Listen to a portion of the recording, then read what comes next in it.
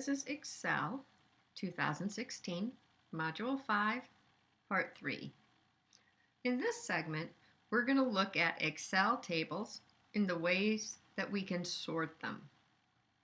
So we're going to go back into our workbook, which is June, and you should be on the sales data worksheet, and you should have the June table active. That table that we had created and worked with in the prior segment. So one of the things that you may have noticed when we created the table, when we inserted it, it automatically put these little arrows here. So I'm going to show you which button will put those arrows on. If you go to your Data tab, you'll see this button here that says Filters. It's currently highlighted, and that's what's causing those to be there. You do not have to have Excel tables active to utilize this filter option. You can use it in any data in Excel. So if you uncheck it, those arrows go away, and the filtering options and sorting options that we're going to be working with in a moment also go away. If you check the button again, they will become active. If it's not within a table, then you would highlight the columns that you want to use the filter button with. Okay, so what that filter button does for us is it gives us some capabilities. So for example, I could click on this filter arrow and I could choose a sorting option here. These sorting options, you can only do one column at a time. Another way that you can do that is up here in this sort and filter group. Whichever column is the active column, if you use one of these buttons, it will then sort by that field. Okay, so notice because I am in a dollar amount field, when I hover over those buttons, it tells me it's going to sort from the largest dollar amount to the smallest. This button would do the opposite. If you click on a text field, then it's going to sort alphabetically from A to Z, which is ascending order. Z to A is descending order. So if I select a cell in this business column and I come up here and I click on the A to Z, you'll notice it now sorted based on that business code. You also get a visual displayed in your filter arrow showing you that this field was used to sort. This can only be used if you are trying to sort by one single field. So what if what you want to do is you want to sort by first the day of the week.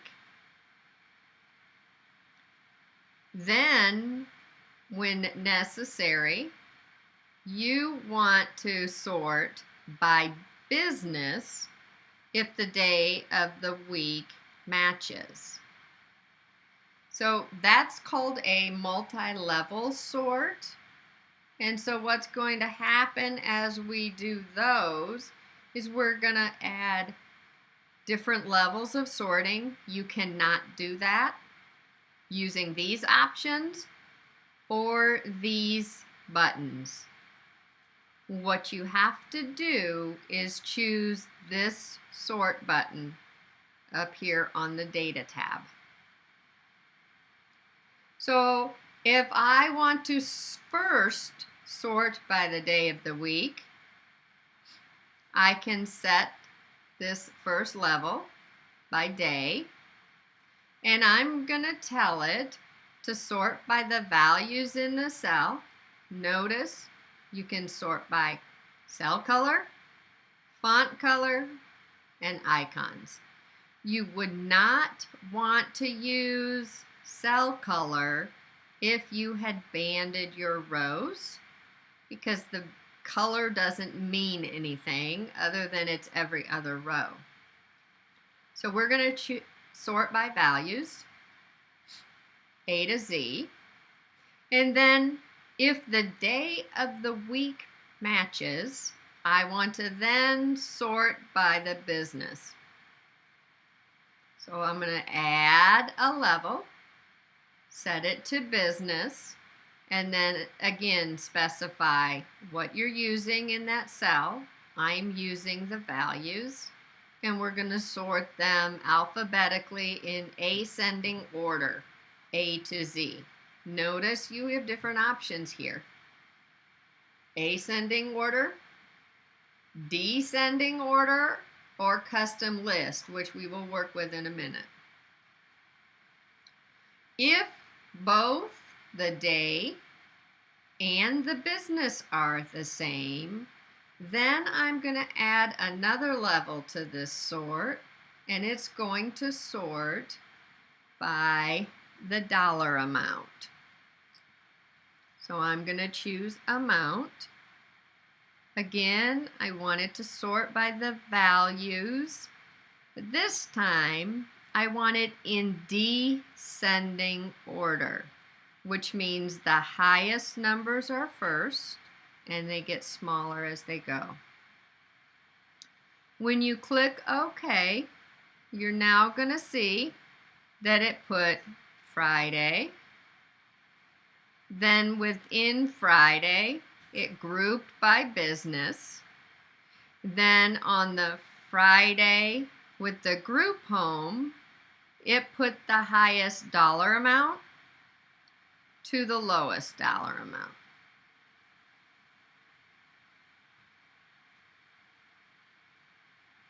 So you can see we can do multi-level sorts that way.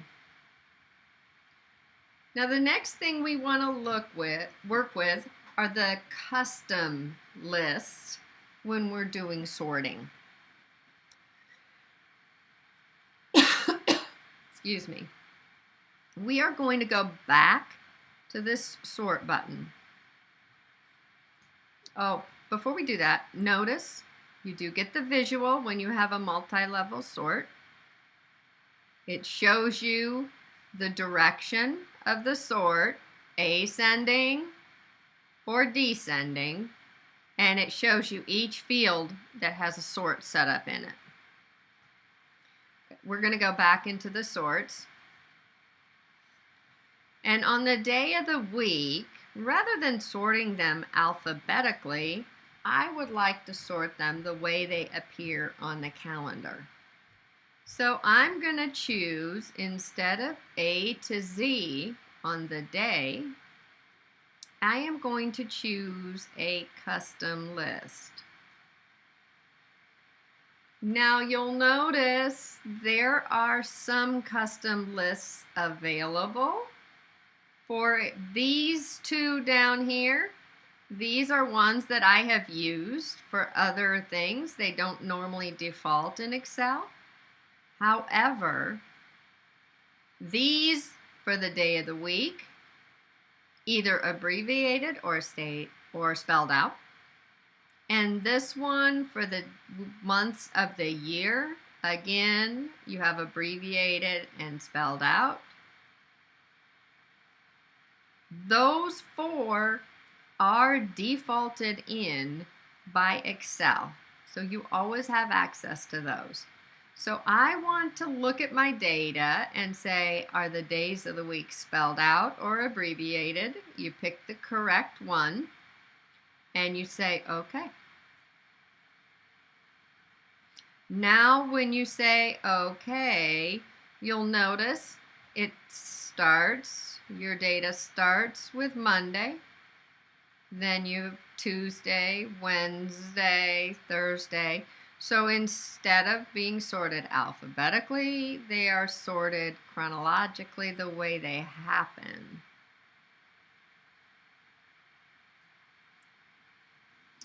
But what if, in addition to sorting the days of the week by the calendar, what if I wanted to actually go in and create a custom list that would allow me to sort in different ways?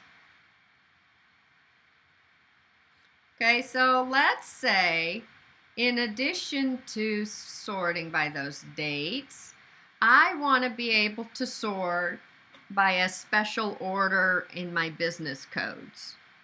So perhaps you have your financial statements or some other piece of information that always includes your business groups in the order of individuals first, then group homes, then residential care, and then finally restaurants.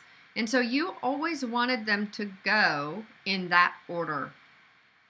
We can create our own custom lists with sorts.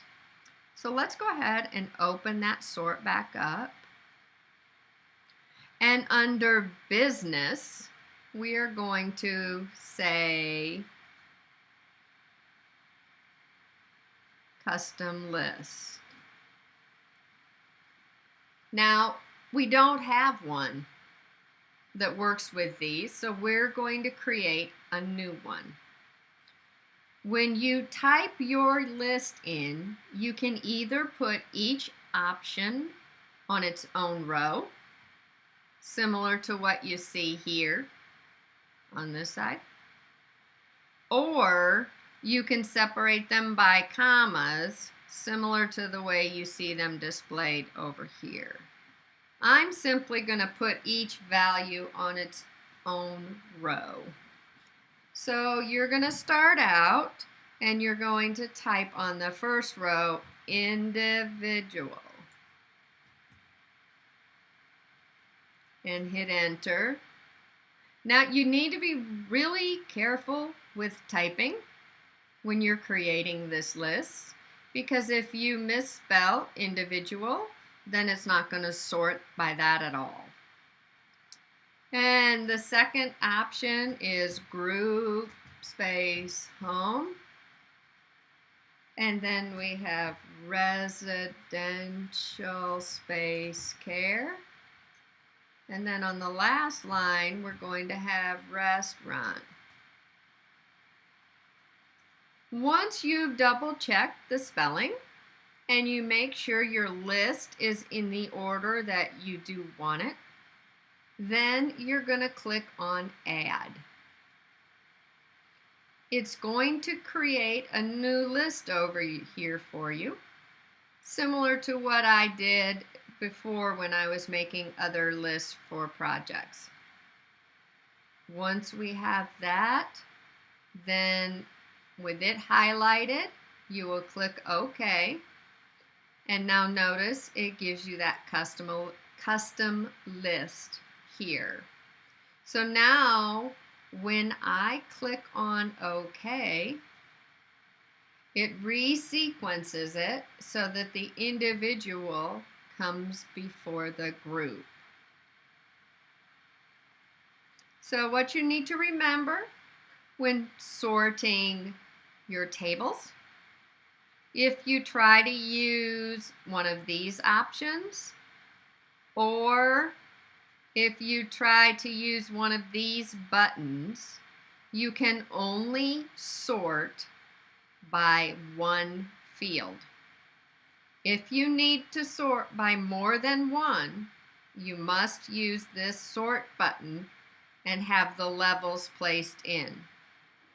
You can also use custom lists over here if the alphabetical order does not work for you. The next segment of this module, we will be looking at how we can filter our data using those filter arrows at the top of the columns, and also using a tool called the slicer.